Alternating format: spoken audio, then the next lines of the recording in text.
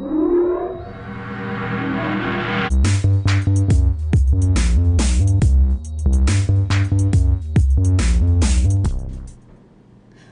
so Lori Vallow is back in court again, and this time she's not looking too high and mighty like she did before.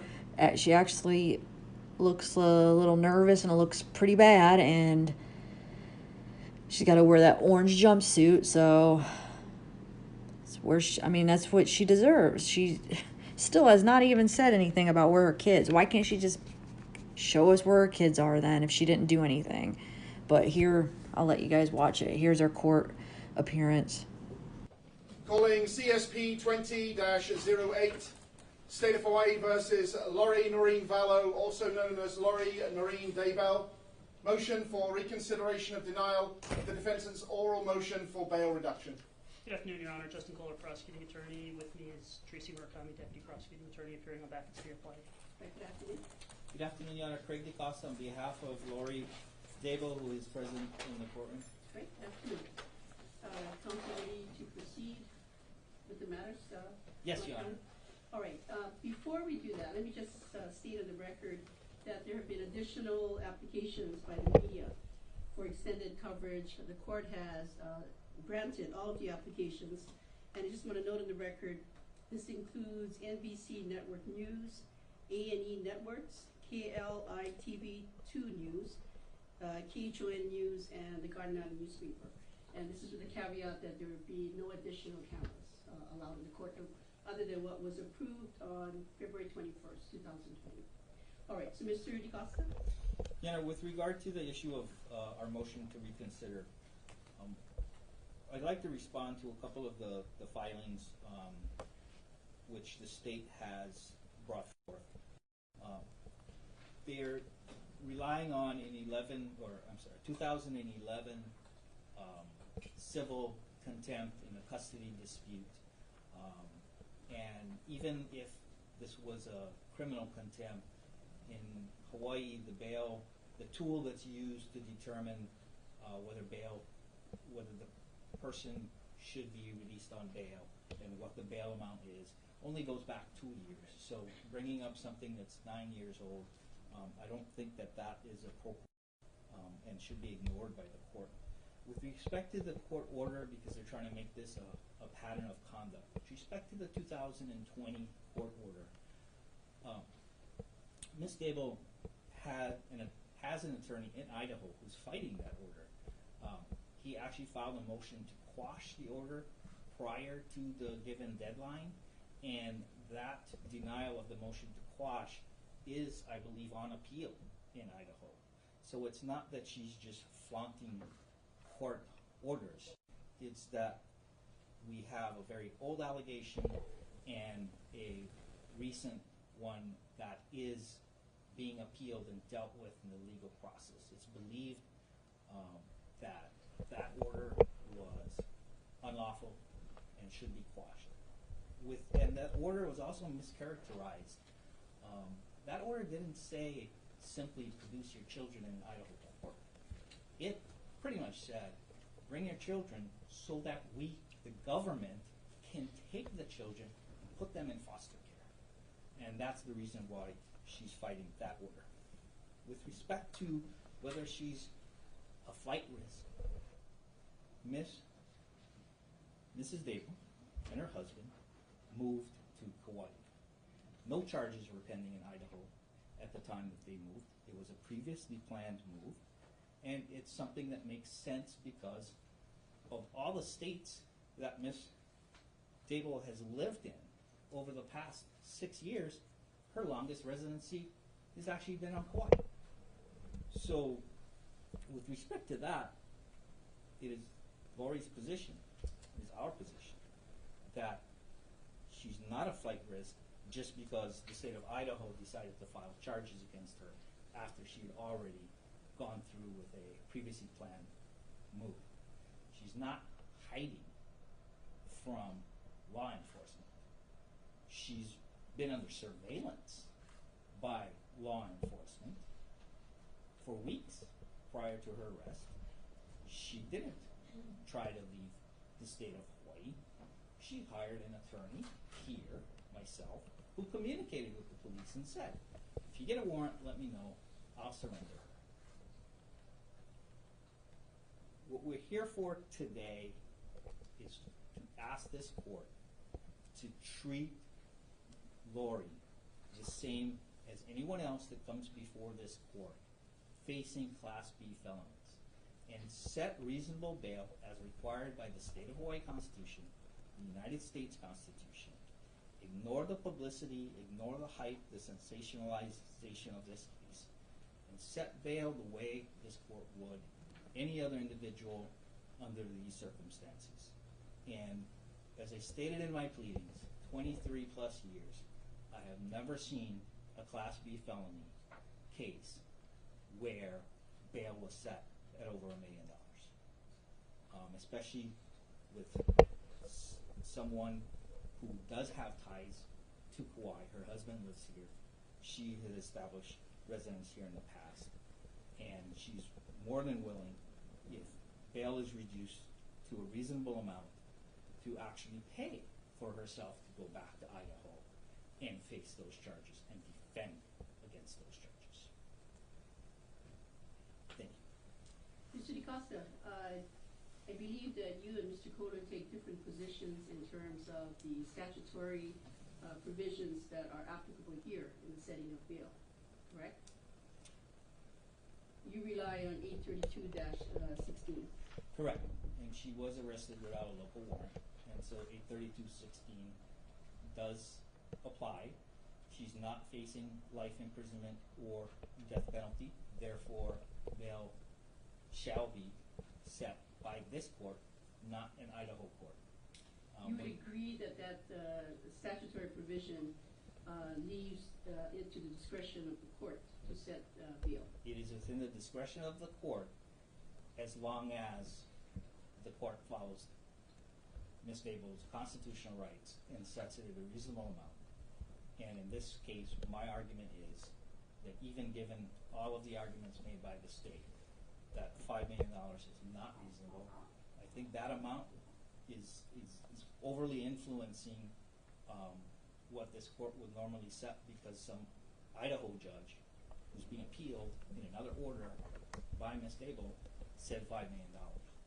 But if this court were to have taken a look at this case with fresh eyes, I do not believe that this court, knowing this court's history, would have set it at over $1 million. And that's the basis of your position in basically alleging or intimating that the court erred in confirming bail at $5 million. Yeah, I don't think there was bail to be confirmed at that point. I believe that 832.16 says, shall bring the person in front of a court for the setting of bail if they're arrested without a local warrant. They didn't bother to get a Hawaii warrant, despite the fact that she was under surveillance, despite the fact that apparently the documents was here on island with an Idaho detective. And they didn't bother to ask for a local warrant, so we have to go by 832.16. And you dispute the position taken by Mr. Kohler that your client is a flight risk.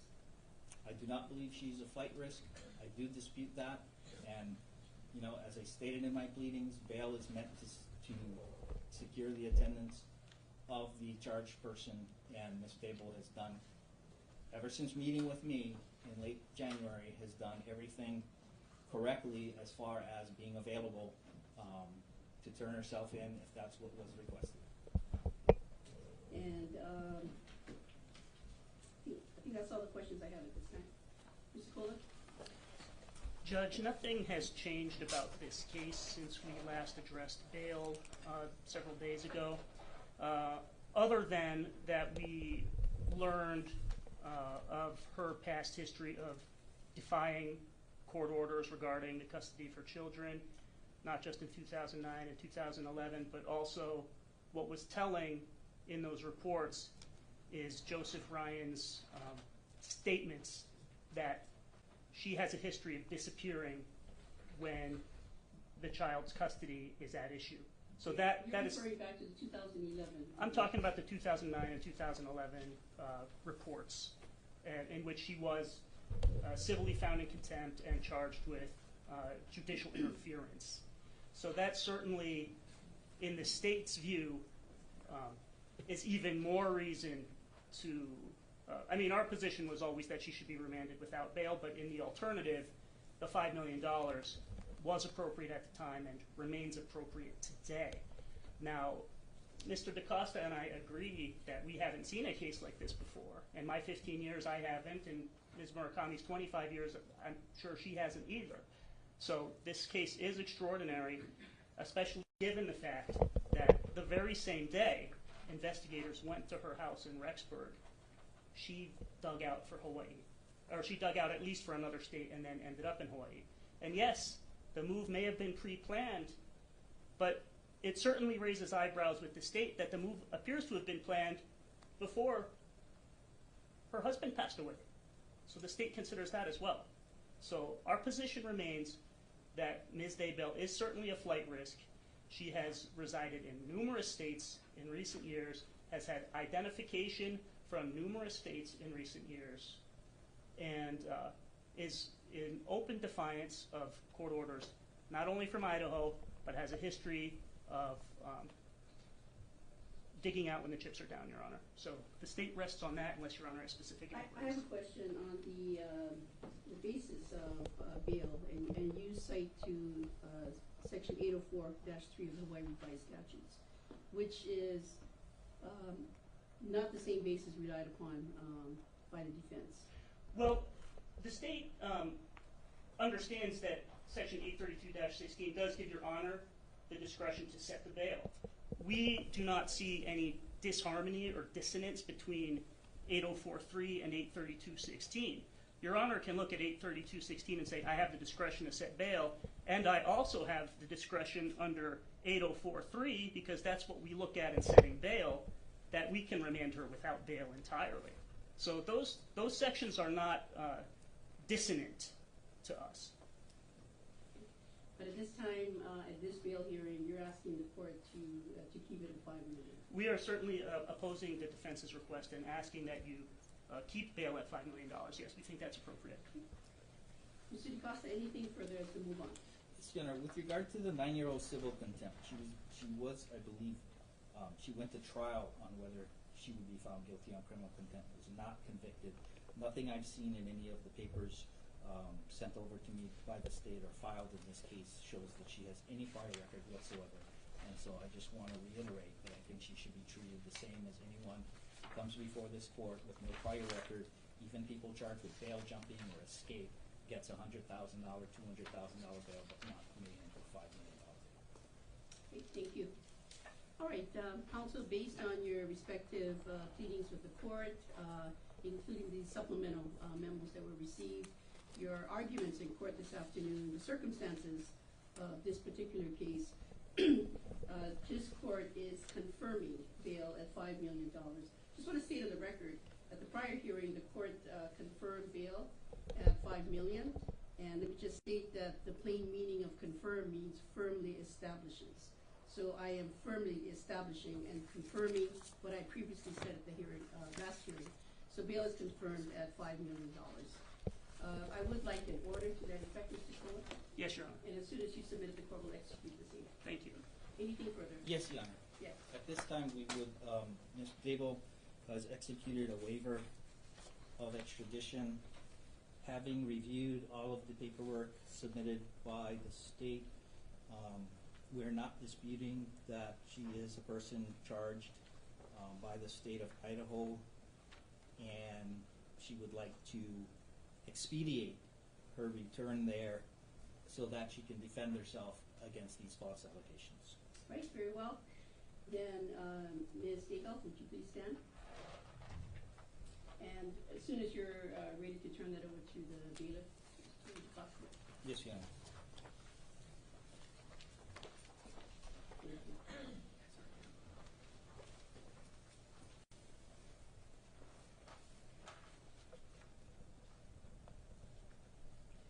counsel, would you approach? Yes, Your Honor.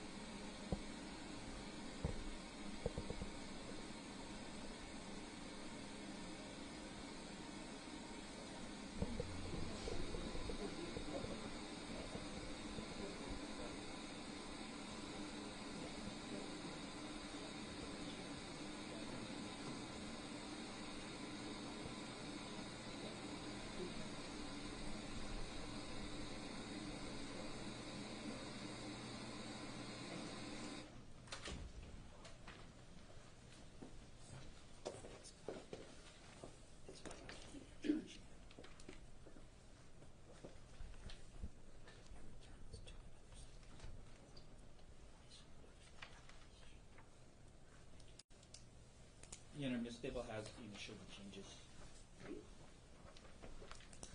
Thank you. All right, Ms. Dibble, I need to ask you questions on the record. I'd like for you to answer out loud and into the microphone that's in the middle of the table.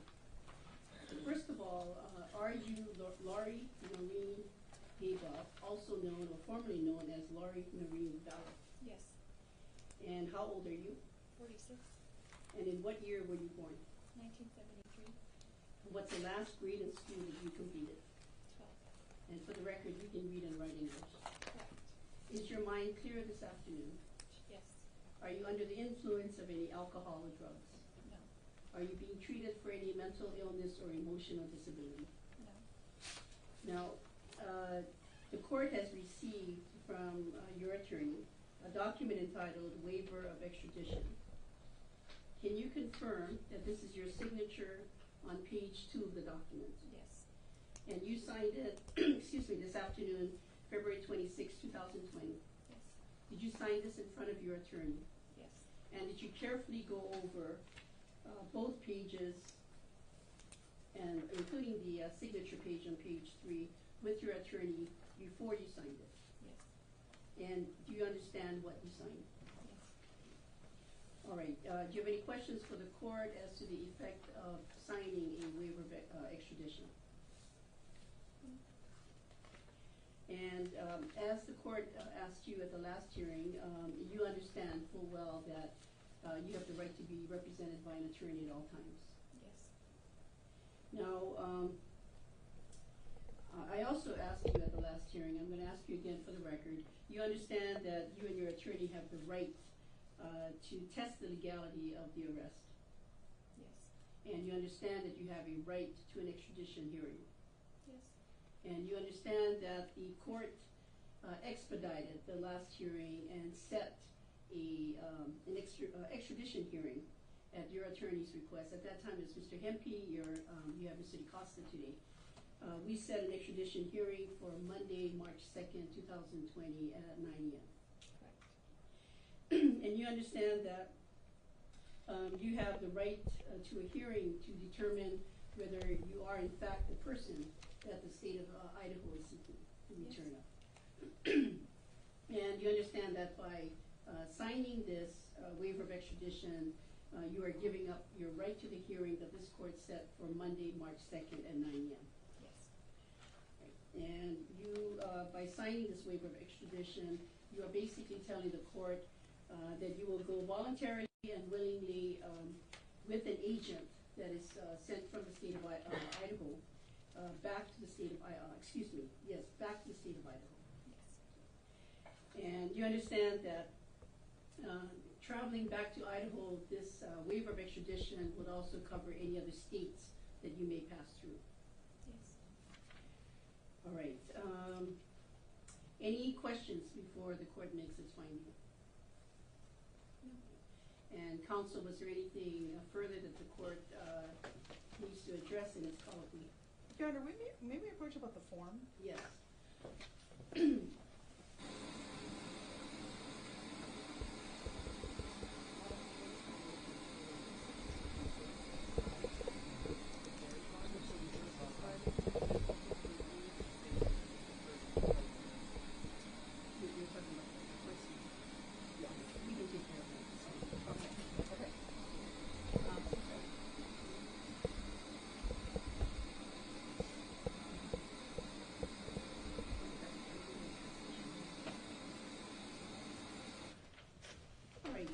Ms. Vallow, there were some handwritten changes that were made to page 2 of the waiver of extradition. Can you confirm that those are your initials that were made to the changes? Yes. And do you understand the changes? Yes. All right, so referring you to the language in the waiver of extradition, it says in the second paragraph that you've been fully informed of the charges against you that were brought by the state of Idaho. And this court did, on the record of the last hearing, go over those charges with you. Do you wish for the court to identify those charges again? No. And do you understand let's see, that by signing this document, this is a voluntary, knowing, and intelligent waiver of your rights to the issuance and service of a governor's warrant, Yes. as well as any formal hearing. Yes. Right. And you understand that by signing this document, this is without reference to your guilt or innocence regarding the merits of your case that is with the state of Idaho. All right. Okay, the court is satisfied in its colloquy with Ms. I've been referring to as Ms. Vallow, Ms. Daybell, also known as Ms. Vallow, that she is intelligently, voluntarily, and knowingly executing this waiver of extradition. The court is satisfied that with the services of her attorney, she understands the consequences of doing so. And given that, the court is instructing the prosecutor, Mr. Kohler, to make contact with the state of Idaho and to request that they send their agents as soon as possible Yes, Your Honor. to pick up Yes. Ms. Daybell. And counsel, what I would like to do is set a hearing. I'm going to propose in 2 weeks, but we can do it sooner, for status, to make sure that the transport has occurred. Judge, I think 2 weeks is appropriate. I know Idaho, I've been in touch with them even as soon as I learned there might be a possibility of her waiving today. I think they weren't planning to come and get her before the hearing next week, so we're still working with them on the logistics. I think 2 weeks is appropriate. It can always be moved up sooner if something needs to be addressed. Okay, Mr. Picossa, any objection? I would ask for sometime next week. You want it next week? Yeah, just to see how soon. Any objection to that, Mr. Kohler? No. We're going to set it then for a week from today, and this is for status. So March 4th, 2020 at 9 o'clock. Anything further, counsel? So we will be vacating the March 2nd court That case. is correct. The hearing set for Monday, March 2nd at 9 o'clock will be vacated. And to address Mr. DaCosta's motion, it'll be either withdrawn or denied as moot, or You mean the request for the, the motion for recon. well, I think she just denied it. Oh, it's so denied, I'll okay. lay a That's correct. signature on the order. We've gone through the bail hearing Okay. prior to the waiver. And because now that she's waived, she cannot post bail at all, not even the $5 million. She's held pending the pickup, just under the statute. Correct? Well, 5 million was the equivalent of Right. no bail. So Okay. no, she's now Idaho has authority over her. That is correct. That is correct. Okay. Anything further? No. Okay, then, there being nothing further, court is adjourned. Thank you. All rise.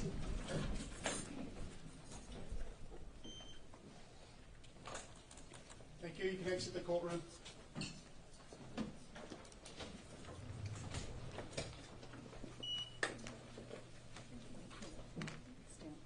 I'm sure.